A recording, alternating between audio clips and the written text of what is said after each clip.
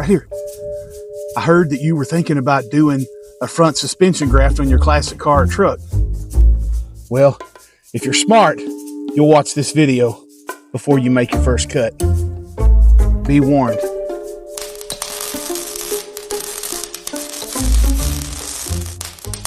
I already figured out on the other side where I wanted to mark and where I wanted to cut this and everything. If you can kind of see right here, you know, we're 9 1/4 on the frame rail height, and we're same all the way down. Well, right here, we are like 7 3/8.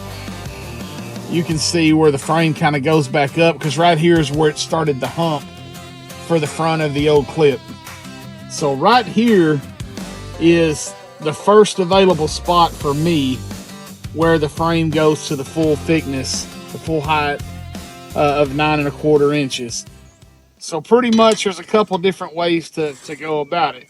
We know this is about roughly where we want to be. One of the things that is kind of screwy on it is that I don't want to cut back too far. I don't want to cut like through the hole and then we have a gap. And I want to give myself as much room as possible, as much length on the overall frame as possible. And so pretty much what I did was, this here is where the old body mount went, the front of the cab mount. So pretty much I come in here, got this square, and we're going to the back of this hole. And we're going to line it up right down here to the back of the hole. You can see we're right on the back, square to the top. So, and at that point, this is kind of giving us our little reference mark. So when we come over here with this, and we get this lined up to where we would be here, that gives us our mark right there.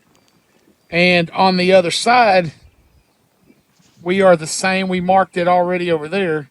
So when we come across, our chalk line splits the difference. You can see right between this line and right between this hole. It goes right there.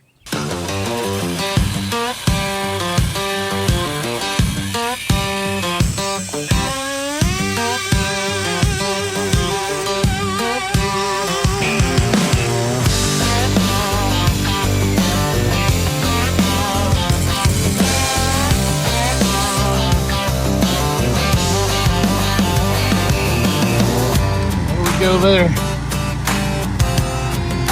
Pretty substantial frame, 1/4 inch thick.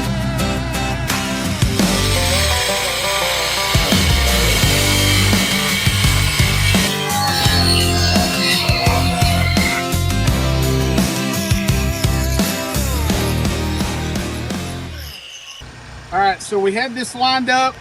We got it moved over here. If you can see, we are pretty damn close, right on our line. Like, we're right on here. The bottom is flush. We're good to go. This is the difference in the height and where we are. The other side is in as well. Now we come up here, we take our measuring tape, hook it on our spot. We measure back to here. We are 51 1/8 of an inch to our pre-marked spot. 51 1/8. So we come over here, we measure this side. We are 51 3/8. Well, 3/8 minus 1/8 is 2/8, which is 1/4. So go ahead and come around to this other side. Come on, come around. We have a 1/4 inch gap. We're flush. Down here we're going to be flush, but right here we have 1/4 inch. So if we take out this gap, we should be home, give or take a hair. But we have one little issue right here. Right down here where the two frames butt, this is where we were saying earlier, we got to trim back and grind. We left a little bit long so we could get everything situated.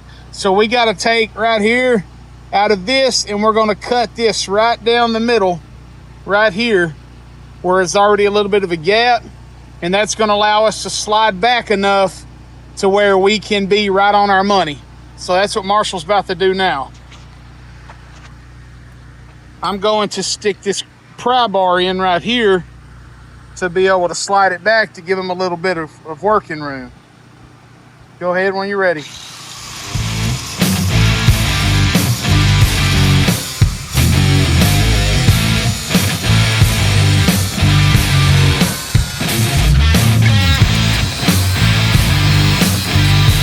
Let's give it a try.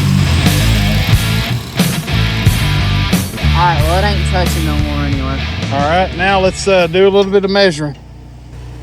Okay, so now we're at 51 1/4. Nope, 51 5/16.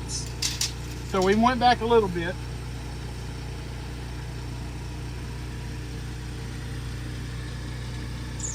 $51 1/8. We got a little bit more to go, but we still have a crack right here. So you can see right here, right down this line, this needs to be cut, and it needs to finish itself all the way down the line. So let's get that done. So if you take a look, we'll start right here. We have a piece of heavy 5/16 angle iron on the bottom flush, all the way across flush. We're flush here. This is like flat. It's perfectly flat. Perfectly flush here. Same thing on the other side. Remember, here's the gap that we're talking about, the height and the difference. We're going to fill this part in. We're going to get this down so that we can fill this in to make this seamless. Plus, it'll give us more to weld to up to here. So that's good there. We are level this way from left to right. If you look right here, we got our bubble. We're right in on our bubble.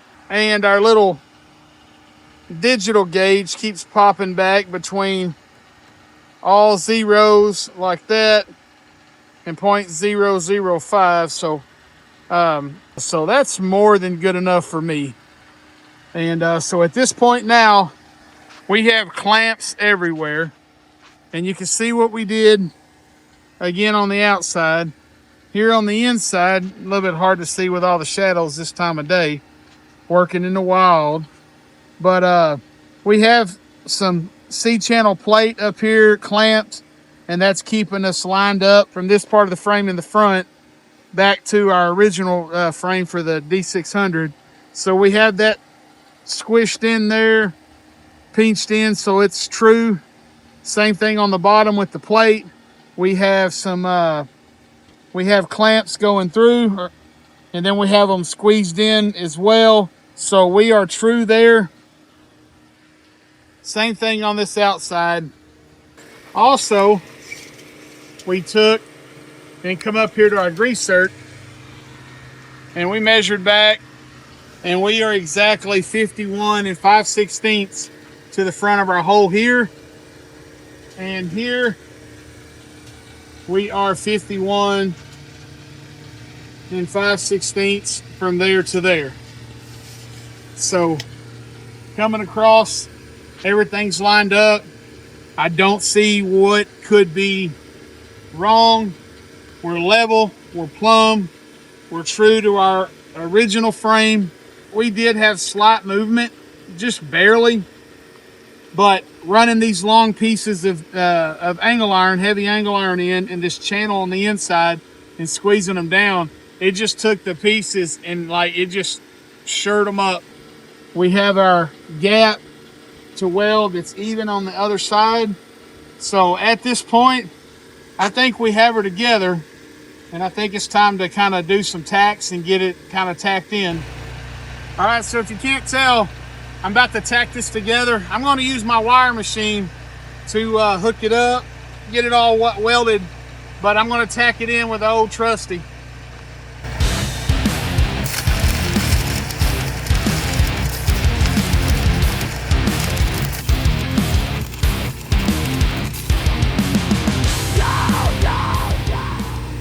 This sumbitch ain't two pieces anymore. It's one. It may be a piece of shit, but it's one piece of shit.